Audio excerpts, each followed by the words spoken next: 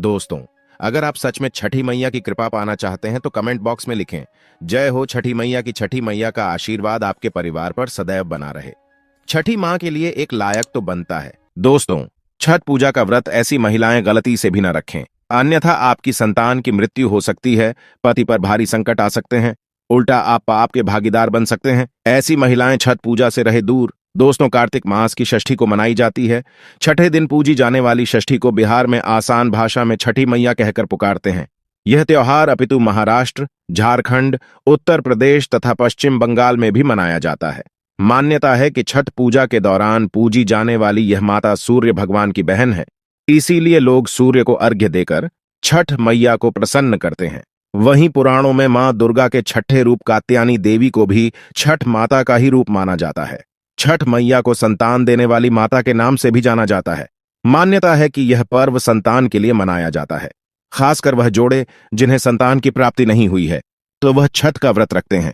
वहीं सभी अपने बच्चों की सुख शांति के लिए छठ मानते हैं। लेकिन क्या आप जानते हैं, कुछ ऐसी महिलाएं भी हैं जिन्हें छठ पूजा का व्रत गलती से भी नहीं रखना चाहिए। यह सबसे बड़ा घोर पाप माना जाता है।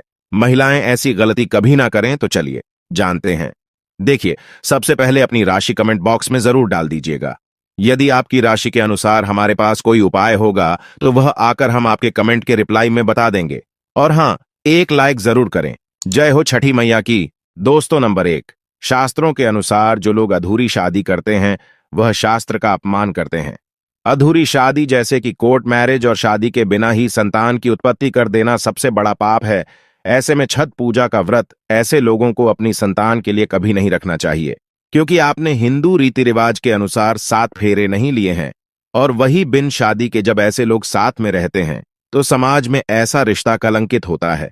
दोस्तों, बहुत से लोग ऐसे हैं जो भागकर शादी करते हैं और परिवार को दुखी कर देते हैं। माता पिता को समाज में कलंकित कर देते हैं, माता पिता को रुलाते हैं, परिवार को रुलाते हैं, समाज को बदनाम करते हैं। ऐसे लोग पूरे जनजीवन समस्त संसार के लिए श्रापित हैं। देखिए, परिवार को रुलाकर हमेशा रिश्ते अनर्थ ही होते हैं, रिश्ते जुड़ते नहीं हैं। इसीलिए जो लोग भागकर शादी करते हैं और कोर्ट मैरिज कर लेते हैं, 7 फेरे नहीं लेते हैं, हिंदू रीति रिवाज के साथ शादी नहीं करते, विवाह नहीं करते, तो उनके लिए यह व्रत उचित नहीं है। 7 फेरे का मतलब होता है आपने अग्निदेव का आशीर्वाद लिया, 33 कोटि देवी देवता का आशीर्वाद लिया, माँ बाप का आशीर्वाद लिया, परिवार का आशीर्वाद लिया, समाज को सम्मान दिया। मतलब अब आप पूज्य योग्य है, आप भगवान की सेवा कर सकते हैं। आप कोई भी व्रत आदि घमंड के साथ कर सकते हैं। नंबर 2, यदि जिस स्त्री को हल्दी ना लगी हो, जिस पुरुष को हल्दी ना लगी हो, ऐसा विवाह भी अशुभ होता है। शादी में हल्दी अवश्य लगाना चाहिए, तभी ही आप व्रत आदि रख सकते हैं, पूजा पाठ कर सकते हैं, किसी भी मांगलिक कार्य में आप शामिल हो सकते हैं। इसीलिए ऐसी स्त्री किसी भी धार्मिक कार्य में तभी सफल व शामिल हो सकती है जब वह अग्नि के साथ फेरे ले ले। ऐसी शादी को ही शास्त्रों में सर्वश्रेष्ठ माना जाता है। ऐसे में अगर आपकी अधूरी शादी है तो आप छठ पूजा कभी ना करें। आपके ऐसा करने से छठी मैया का अपमान माना जाएगा और आपको पाप लग सकता है। दोस्तों, नंबर 3, शास्त्रों के अनुसार इस व्रत को सच्चे मन से रखना चाहिए।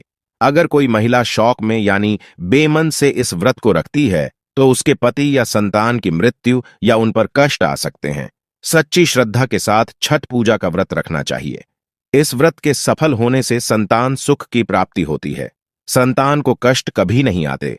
छठी मैया करती है रक्षा, घर परिवार होता है खुशहाल। जो लोग छठ पूजा करते हैं तो छठी मैया उनके इर्द गिर्द, उनके घर के आसपास सदैव घूमती रहती है, उनकी रक्षा करती है, उनकी संतानों की रक्षा करती है। जो बांझ महिलाएं हैं उन्हें संतान सुख की प्राप्ति देती है। दोस्तों, छठ पूजा करने से सैकड़ों युगों के फल की प्राप्ति होती है। परिवार में सुख, समृद्धि, धन की प्राप्ति होती है।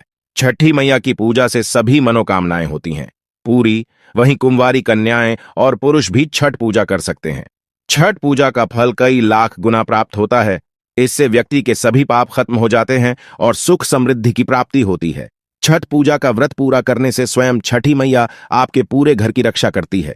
इसी के साथ अगर किसी महिला या पुरुष का तलाक हो गया है या वो लड़ झगड़ कर अलग अलग रहते हैं तो वो भी छठ पूजा का पर्व न मनाए, क्योंकि माता रानी तभी खुश होती है कि अगर आपकी शादी हो गई है तो आप जोड़े से ही उनकी पूजा करें। दोस्तों, अब यह भी जान लेते हैं कि छठ मैया को ऐसी कौन सी 3 चीजें हैं जो नहीं चढ़ानी चाहिए। भयंकर पाप लगता है। दोस्तों नंबर 1, सूर्य भगवान को अर्घ देने के लिए तांबे का लौटा ही प्रयोग करें, लेकिन भूलकर भी चांदी, स्टील और प्लास्टिक के बर्तन से अर्घ नहीं देना चाहिए। इससे व्रत टूट सकता है। दोस्तों नंबर 2, व्रत के दौरान घर में कभी भी मांसाहार ना बनाएं और ना ही परिवार में किसी को खाने दें। जो लोग इस दिन लहसुन प्याज का खाना बनाते हैं और खाते हैं तो उन्हें छठी मैया उल्टा बर्बाद कर देती हैं, श्राप दे देती हैं। इस दिन छठी मैया को भोग लगता है, तो घर में यदि आपके परिवार में किसी ने व्रत रखा है तो आप भी लहसुन प्याज का इस्तेमाल न करें। आप किसी और दिन को खा सकते हैं, लेकिन मांस, मदिरा, लहसुन प्याज आदि न खाएं। मान लीजिए छठ व्रत आपकी बहन ने रखा है और आप दूर भी रहते हैं, तब भी आप लहसुन प्याज ना खाएं, नहीं तो उनका व्रत टूट सकता है। साथ ही साथ व्रत के दौरान घर में मदिरा आदि या धूम्रपान भी नहीं करना चाहिए। दोस्तों नंबर 3, छठी मैया का प्रसाद बहुत ही शुद्धता के साथ बनाया जाता है। उनका प्रसाद हमेशा ऐसे चूल्हे पर बनाएं जिसे ताजी लेप आ गया हो। यदि गैस पर बना रहे हो तो गैस स्टोव को अच्छी तरह से धो लें।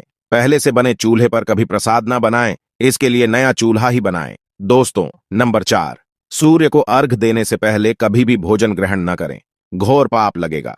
व्रतधारी लोगों को पहले और दूसरे दिन सूर्य को जल देने के बाद ही भोजन करना चाहिए। नंबर 5, छठी मैया से मांगी मन्नत अगर पूरी हो जाए तो आपको अपनी मन्नत का पूरा होने की विशेष पूजा जरूर करनी चाहिए, अन्यथा मैया के प्रकोप का सामना करना पड़ सकता है। नंबर 6, छठ का व्रत करने वालों को जमीन पर 4 दिन तक सोना चाहिए। छठ पूजा वाले कमरे में ही अपना आसन लगाना चाहिए। ऐसे में आपको छठ मैया का ध्यान करते रहना चाहिए। इससे मां आपके व्रत को संपूर्ण करती हैं और कोई भी विघ्न बाधा नहीं आती है। नंबर 7, जिस जगह पर प्रसाद बन रहा हो वहां साधारण भोजन भी नहीं बनना चाहिए। साथ ही साथ उस स्थान पर खाना भी वर्जित है। दोस्तों नंबर 8, प्रसाद बनाते हुए नमक का हाथ भी किसी पूजा की वस्तु या प्रसाद से नहीं छूना चाहिए। दोस्तों नंबर 9, पूजा के दौरान अपनी वाणी को बुरी बातों से थोड़ा दूर रखें। जुबान पर गंदे विचार भी नहीं लाना चाहिए। छठी मैया का आशीर्वाद पाने के लिए मन में गंदे विचार नहीं लाने चाहिए। नंबर 10, घर में पूजा के दौरान झूठे बर्तन और गंदे कपड़ों का ढेर बिल्कुल नहीं होना चाहिए। इससे छठी मैया क्रोधित हो जाती है और व्रत टूट जाता है। छठी मैया को साफ सफाई बहुत पसंद है। व्रत के दौरान अपने घर को साफ सुथरा रखें और गंगा जल से छिड़काव अवश्य कर लें। इससे पूरा घर पवित्र हो जाता है और छठी मैया का आशीर्वाद प्राप्त हो जाता है। दोस्तों, आज हम आपको छठी मैया की कृपा पाने के लिए एक ऐसा उपाय बताएंगे जिससे आप सबसे जल्दी करोड़पति हो जाएंगे।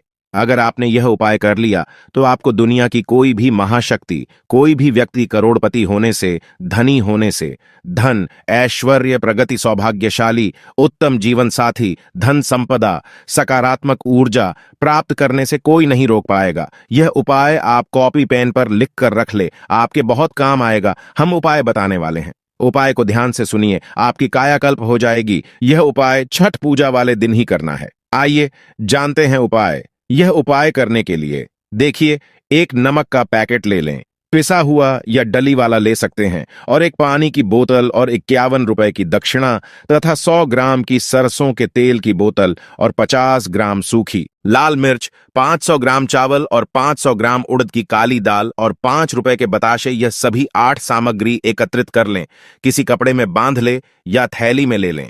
सभी सामग्री को मिक्स मत करना, अलग अलग पैकेट में एक ही थैली में डाल लीजिए। अब यह सामग्री किसी गरीब व्यक्ति को दान में दे देना।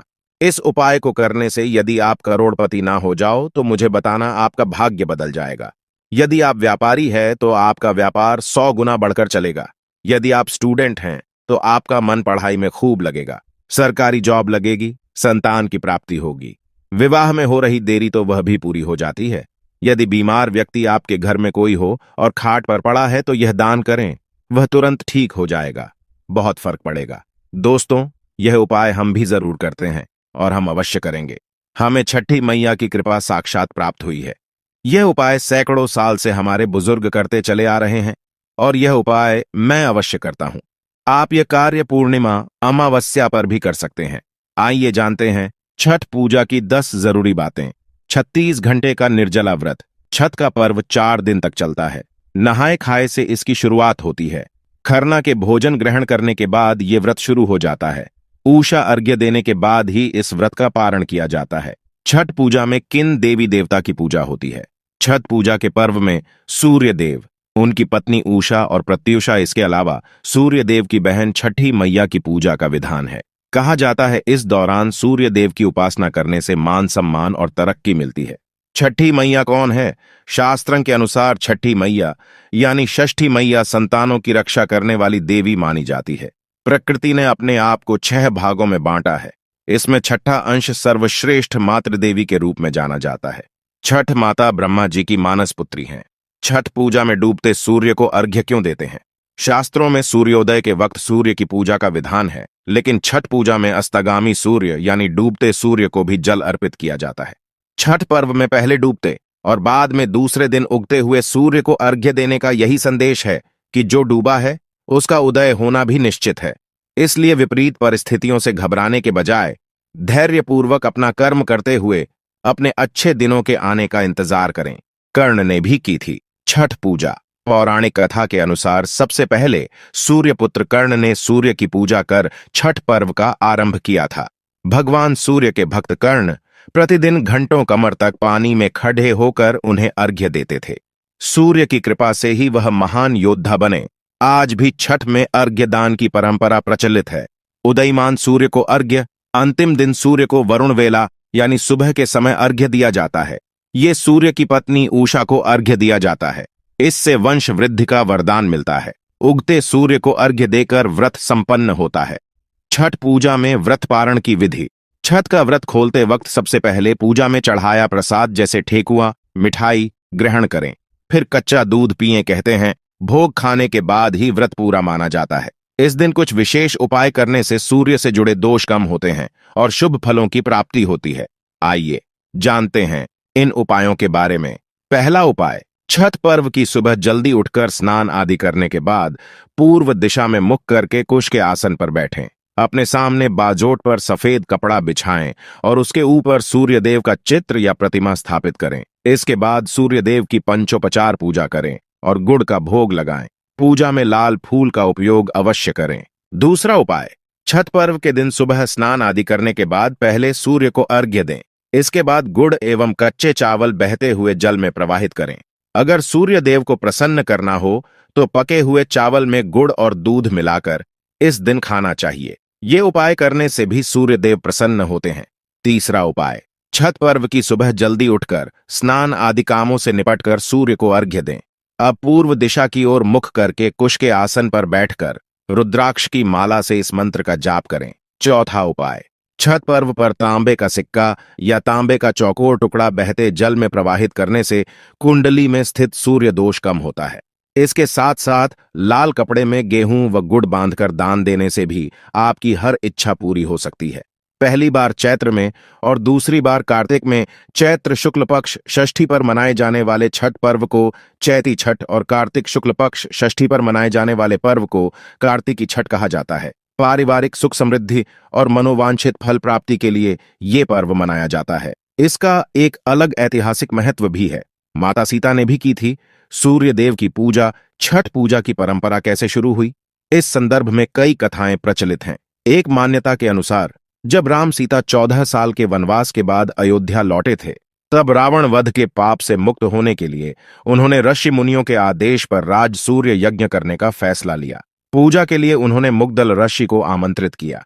मुग्दल ऋषि ने मां सीता पर गंगा जल छिड़क कर पवित्र किया और कार्तिक मास के शुक्ल पक्ष की षष्ठी तिथि को सूर्य देव की उपासना करने का आदेश दिया।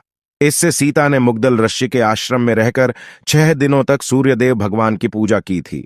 सप्तमी को सूर्योदय के समय फिर से अनुष्ठान कर सूर्यदेव से आशीर्वाद प्राप्त किया था। इन कथाओं के अलावा एक और किंवदंती भी प्रचलित है। पुराणों के अनुसार प्रियव्रत नामक एक राजा की कोई संतान नहीं थी। इसके लिए उसने हर जतन कर डाले, लेकिन कोई फायदा नहीं हुआ। तब उस राजा को संतान प्राप्ति के लिए महर्षि कश्यप ने उसे पुत्रेष्ट यज्ञ करने का परामर्श दिया। यज्ञ के बाद महारानी ने एक पुत्र को जन्म दिया, लेकिन वह मरा पैदा हुआ। राजा के मृत बच्चे की सूचना से पूरे नगर में शोक छा गया। कहा जाता है कि जब राजा मृत बच्चे को दफनाने की तैयारी कर रहे थे, तभी आसमान से एक ज्योतिर्मय विमान धरती पर उतरा। इसमें बैठी देवी ने कहा, मैं षष्ठी देवी और विश्व के समस्त बालकों की रक्षिका हूं। इतना कहकर देवी ने शिशु के मृत शरीर को स्पर्श किया, जिससे वह जीवित हो उठा। इसके बाद से ही राजा ने अपने राज्य में यह त्योहार मनाने की घोषणा कर दी। दोस्तों, आप में से कौन कौन छठी मैया का आशीर्वाद पाना चाहता है? तो सच्चे दिल से कमेंट बॉक्स में लिखें, जय हो छठी मैया की। तो दोस्तों, आज की वीडियो में मैं उम्मीद करता हूं कि आपको छठ पूजा से संबंधित सारी जानकारी मिल गई होगी। अगर हाँ तो जल्दी से जाके वीडियो को लाइक कर दें, शेयर कर दें और अगर चैनल पर पहली बार आए हैं तो चैनल को सब्सक्राइब करके बेल आइकॉन को प्रेस करना ना भूलें ताकि आने वाली वीडियोस की नोटिफिकेशन आपको मिलती रहे। वीडियो के अंत तक बने रहने के लिए आपका बहुत बहुत धन्यवाद।